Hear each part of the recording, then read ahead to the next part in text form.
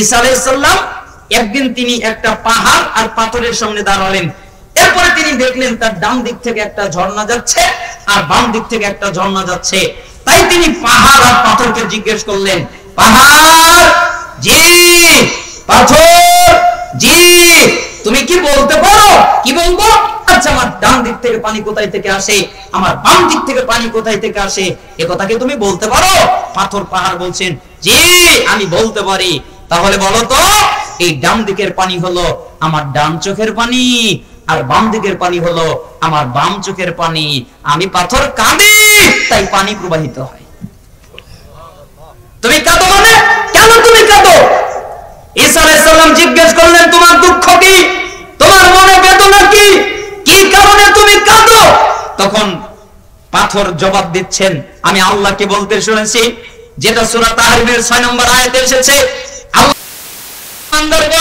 তোমরা নিজেরা বাঁচো, তোমার আহাল পরিবার পরিজনকে জাহান্নামের আগুন থেকে বাঁচাও। ওই আগুন, যে আগুনের জ্বালানি হবে মানুষ, মানুষকে ওই আগুনের ভিতরে যত দেওয়া হবে আগুন তত দাও দাও করে জ্বলবে। ওই আগুনের জ্বালানি হবে মানুষ, ওই আগুনের লাকড়ি হবে মানুষ, মানুষকে দিয়ে ওই জাহান্নামকে জ্বালানো হবে।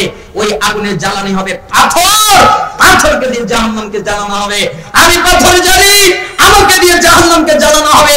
আমি পাথর কোনোদিন কাঁদিনি, আমি পাথর থেকে কোনোদিন পানি প্রবাহিত হয়নি, আমি পাথর থেকে কোনোদিন ঝর্ণা প্রবাহিত হয়নি।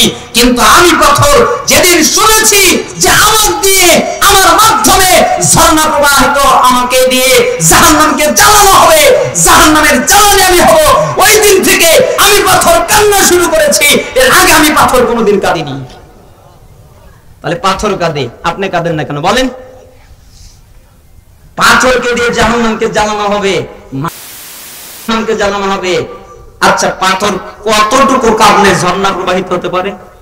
তাহলে কত কাঁদে, কত কান্না করে, এর দলিল কিন্তু কোরআনেই আছে। কোথায়? সূরা বাকারা 74 নম্বর আয়াত। বাকারার কয় নম্বর আয়াত? 74 নম্বর আয়াত। কিছু মানুষ আছে ওদের হৃদয় হলো পাথরের মতো। না না না, পাথরের চাইতেও কঠিন। পাথর তো ফেটে যায়, তারপরে পানি প্রবাহিত হয়।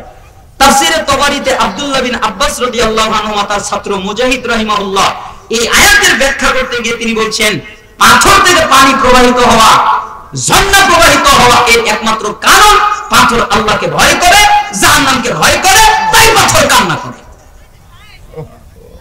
কথা কি বুঝতে পেরেছেন? তাহলে পাথর কাঁদে, তা আপনার আর আমার কাঁদতে হবে না? হবে না? কাঁদতে হবে। কি আপনারা আমার উপর রাগ করেছেন? কাঁদতে হবে। আল্লাহ সুবহানাহু ওয়া তাআলা আমাদেরকে এই আমলটা করার তৌফিক দান করুন। মাজমুউজ জাওয়াদের ভিতরে এসেছে, এটা গ্রহণযোগ্য, নেওয়া যায়। এর অনেক শাওয়াহিদ এসেছেন, যদিও বা কেউ কেউ এটাকে নিয়ে সমালোচনা করেছেন। বর্ণনাটা কি?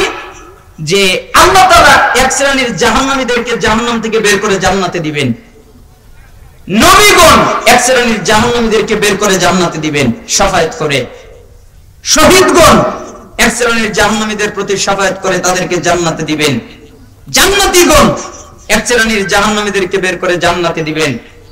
যাকে শাফায়াতের অনুমতি দেওয়া হবে সেই এক শ্রেণীর লোককে জাহান্নাম থেকে বের করে জান্নাতে দিবেন। তখন আর শাফায়াত করার কেউ থাকবে না। তখন আপনার আর আমার একটা চুল আল্লাহকে বলবে, আল্লাহ আমি আপনার চুলের ভাষা বুঝি না, চুলের ভাষা আমি জানি না, চুলের ভাষা আপনি জানেন না, চুলের ভাষা আল্লাহ ঠিকই জানেন। আল্লাহ তাআলাকে চুল বলবে, আল্লাহ জি বলো, আল্লাহ জি বলো। আমি একটা চুল।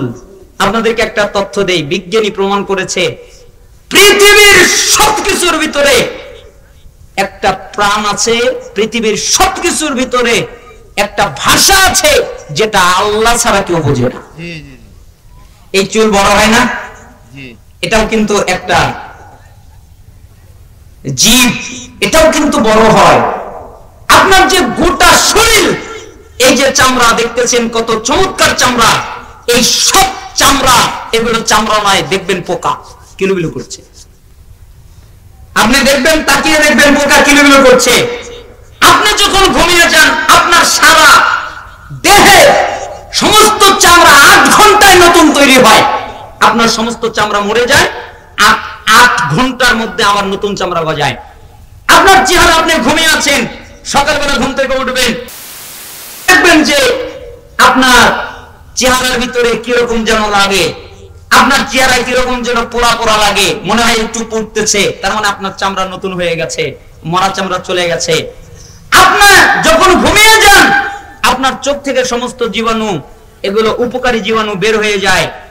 আপনি যখন ঘুমিয়ে যান, এগুলো হাতে আপনার এই চেহারার যে মরা চামড়া, এগুলো খেয়ে ফেলে, এটা আপনার চোখ থেকে বের হয়ে যায়। আপনি যখন ঘুমিয়ে যান, তখন আপনার মুখ থেকে এক ধরনের জীবাণু বের হয়।